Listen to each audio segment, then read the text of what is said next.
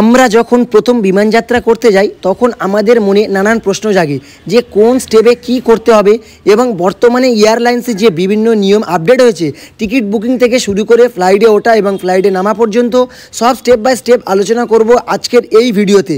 তাই ভিডিওটি স্কিপ না করে অবশ্যই শেষ পর্যন্ত দেখবেন। আমি ভিডিওতে যে স্টেপগুলি আলোচনা করব সেগুলো হলো ticket booking, website checking, airport gate entry, boarding pass collect এবং ব্যাগ ডিটেলস অর্থাৎ আপনি কোন ব্যাগে কত কেজি নিতে পারবেন সেগুলো ডিটেলস, সিকিউরিটি চেকিং, বোর্ডিং অর্থাৎ ফ্লাইটে এন্ট্রি এবং ডিবোর্ডিং অর্থাৎ ফ্লাইট থেকে নামবেন আবার কিভাবে ব্যাগ নেবেন, আদার্স কিছু নিয়মগুলো যেগুলো ফ্লাইটে ওঠার সময় জানা বাধ্যতামূলক। প্রথম আপনাদের ডেস্টিনেশন ঠিক করে টিকিটটি কেটে নিতে হবে। টিকিট কাটার জন্য বুক মাই শো অথবা অন্যান্য যে কোনো ওয়েবসাইট আছে বা অ্যাপগুলো রয়েছে সেখান থেকে আপনি কাটতে পারেন এবং আপনি যে ফ্লাইটে ট্রাভেল করবেন সেই ফ্লাইটের ওয়েবসাইট থেকে টিকিট কাটতে পারেন। এক্ষেত্রে আমি আপনাদের বলে রাখি স্কাই স্ক্যানার ওয়েবসাইট থেকে সেম ডেস্টিনেশনে আলাদা আলাদা ফ্লাইটের কম্পেয়ার করে টিকিট প্রাইস দেওয়া থাকে, আপনি সেখান থেকে দেখে কম প্রাইসে টিকিট কেটে নিতে পারবেন। টিকিট বুকিংয়ের পরে আমরা এবার ধীরে ধীরে স্টেপগুলি আলোচনা করি। ফ্লাইটে ওঠার জন্য কী কী স্টেপ রয়েছে। ফ্লাইটে ওঠার জন্য প্রথম স্টেপ হলো ওয়েব চেকিং, যেটা আপনি বাড়িতে বসে করিয়ে নিতে পারবেন। আপনারা যখন টিকিট বুক করেন তখন আপনাদের মেলে একটা লিঙ্ক আসে, ওই লিঙ্কে ক্লিক করে আপনি সরাসরি ওয়েব চেকিং করে নিতে পারবেন। এছাড়া আপনারা যে কোম্পানির ফ্লাইটে টিকিট বুকিং করেছেন ওই কোম্পানির ওয়েবসাইটে গিয়ে আপনাদের টিকিটে থাকা পিএনআর নাম্বার দিয়ে ওখান থেকে আপনারা ওয়েব চেকিং করে নিতে পারবেন। আর বোর্ডিং পাস সম্পর্কে এক্ষেত্রে আমি হালকা করে বলে রাখি, পরে ডিটেলসে বলছি। আপনারা বাড়িতে বসে অনলাইনে ওয়েব চেকিংয়ের পরে বোর্ডিং পাস কালেক্ট করার সময় সিটও সিলেক্ট করতে পারেন। আপনারা যদি উইন্ডো সিট চান তাহলে স্পেসিফিক কোনো এক্সট্রা চার্জ লাগলে আপনারা পে করতে পারেন এবং উইন্ডো সিটও বুক করতে পারেন। এবং বোর্ডিং পাস কালেক্টটা আপনারা ডাইরেক্ট এয়ারপোর্টে এসে ওখান থেকে ভিজিট করতে পারেন। আপনারা আগে থেকে যত কাজ এগিয়ে রাখবেন এয়ারপোর্টে গিয়ে আপনাদের তত সুবিধা। চলুন পরবর্তী স্টেপ তথা এয়ারপোর্টে গিয়ে আপনারা কি করবেন। এয়ারপোর্টে গিয়ে আপনাদের প্রথম কাজ হচ্ছে গেট এন্ট্রি। এক্ষেত্রে বলে রাখি অবশ্যই আপনারা 2 থেকে 3 ঘন্টা আগে এয়ারপোর্টে পৌঁছে যাবেন, কারণ অনেক রকম প্রোটোকল রয়েছে, তাই আগে আগে পৌঁছে যাওয়াটাই ভালো। গেট এন্ট্রি করার সময় ওখানে টিকিট এবং আইডি প্রুফ দেখা হবে। আইডি প্রুফের ক্ষেত্রে অবশ্যই আপনারা অরিজিনাল কোনো গভর্নমেন্ট আইডি লাগাবেন।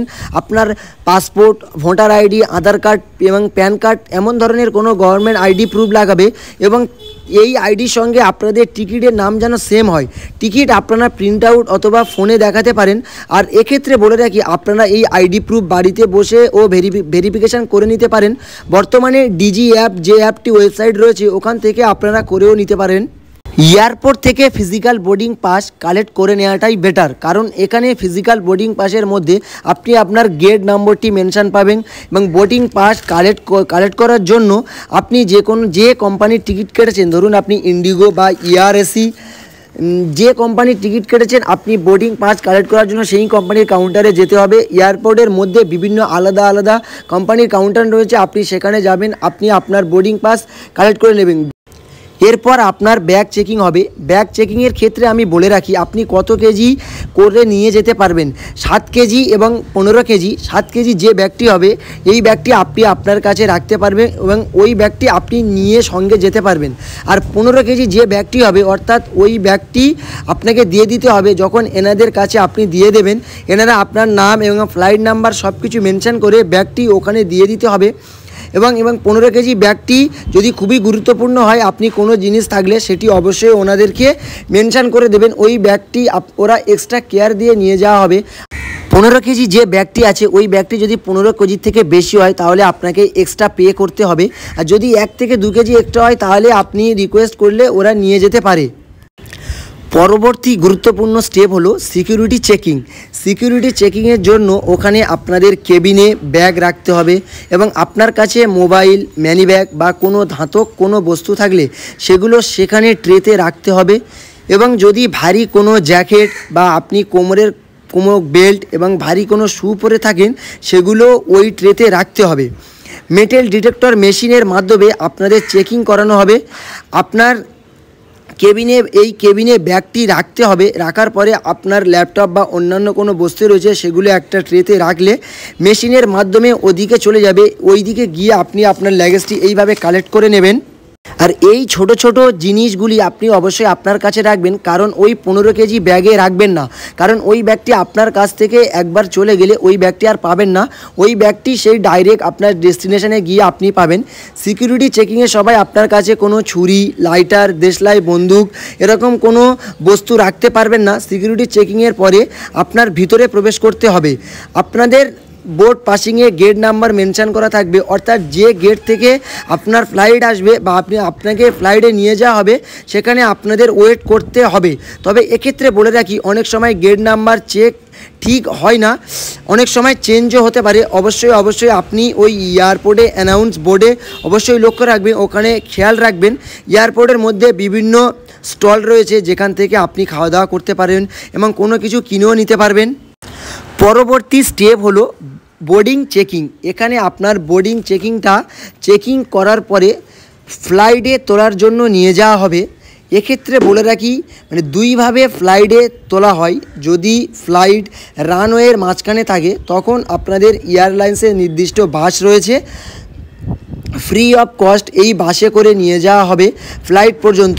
আর ফ্লাইট যদি গেটের কাছাকাছি থাকে তাহলে এয়ারলাইন্সে যে এয়ার ব্রিজ আছে ওখান থেকে আপনাদের নিয়ে যাওয়া হবে। ফ্লাইটের কাছাকাছি গিয়ে তখন আপনারা নামবেন বাস থেকে বা এয়ার ব্রিজ থেকে। ফ্লাইটে যখন এন্ট্রি করতে হবে ওখানে আবার বোর্ডিং পাসটা আবার চেকিং করানো হবে।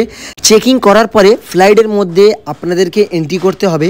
আপনারা যখন ফ্লাইটের মধ্যে প্রবেশ করবেন, এয়ার হোস্টরা দাঁড়িয়ে থাকবেন, ওনারা আপনাদেরকে স্বাগতম জানাবেন। আপনাদের বোর্ডিং পাসের মেনশন করা সিট নাম্বার দেখে আপনি সিটে বসে পড়বেন। এক্ষেত্রে বলে রাখি, ফ্লাইটে বোর্ডিং চেক 30 মিনিট আগে বন্ধ হয়ে যায়। আপনারা অবশ্যই যত পারবেন আগে আসার চেষ্টা করবেন। ফ্লাইট ছাড়ার পূর্ব মুহূর্তে এয়ার হোস্টরা আপনাদেরকে ইনস্ট্রাকশান দেবেন যে ফ্লাইটে কী করবেন, কী করবেন না এবং কী সুবিধা কী অসুবিধা আছে। ফ্লাইট যে মুহূর্তে উঠবে সেই মুহূর্তে আপনাদের সিট বেল্ট পরে সিটে বসে থাকতে হবে এবং কোনো ওটাওটি করা যাবে না। মোবাইল ফোন ফ্লাইট মোডে রাখতে হবে। ওয়াশরুমে আপনি যেতেও পারবেন না। ফ্লাইটে যখন ওপরে উঠে যাবে আপনি ওটাউটি করতে পারবেন, ওয়াশরুমে যেতে পারবেন।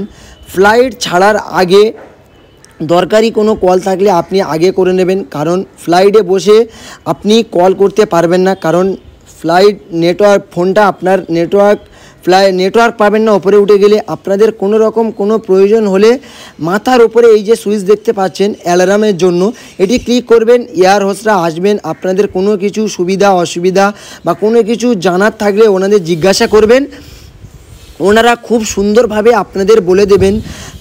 আপনারা যদি ফার্স্ট ট্রাভেল করেন তাহলে অবশ্যই আপনারা দিনের বেলা ট্রাভেল করবেন। দিনের বেলা ওপর থেকে বাইরের দৃশ্যটা খুবই সুন্দর লাগে, আর যদি রাতে উপরে উঠে যায় তেমন কিছু আর দেখা যায় না। তাই প্রথমবার ট্রাভেল করলে আপনি অবশ্যই দিনের বেলা ট্রাভেল করবেন। আপনাদের ডেস্টিনেশন যখন কাছাকাছি চলে আসবে তখন পাইলট আপনাদেরকে অ্যানাউন্স করে বলে দেবে আপনারা সিট বেল্ট পরে নিন, তখন আবার সিট বেল্ট পরে নিতে হবে। সিট থেকে ওঠাউঠি করা যাবে না। ফ্লাইটে নামার পরে ফ্লাইটে অ্যানাউন্সটা অবশ্যই নোটিশ করবেন, কারণ আপনি যে 15 কেজি ব্যাগটা জমা দিয়েছেন ওটা কোন বেল্টে কালেক্ট করতে হবে ওনারা ওখান থেকে বলে দেবেন। ফ্লাইট থেকে নামার পরে ওখানে দেখতে পাবেন বিভিন্ন বেল্ট রয়েছে, আপনার ব্যাগটা কোন বেল্টে রয়েছেন আপনি ফ্লাইটে থাকা অবস্থায় জানতে পারবেন। তাই পাইলট যে অ্যানাউন্সটা করবেন আপনি অবশ্যই শুনবেন। আপনি নির্দিষ্ট বেল্টে গিয়ে দাঁড়িয়ে থাকবেন, আপনার 15 কেজি ব্যাগটা ঠিক ওই নির্দিষ্ট বেল্টে চলে আসবেন। এক্ষেত্রে বলে রাখি, 15 কেজি ব্যাগে কিছু মিসিং থাকলে বা কোনো প্রবলেম থাকলে আপনি অবশ্যই ওখানে কাউন্টারে অবশ্যই জানাবেন। তাহলে এইভাবে আপনি আপনার বিমান যাত্রাটি সফল করতে পারবেন।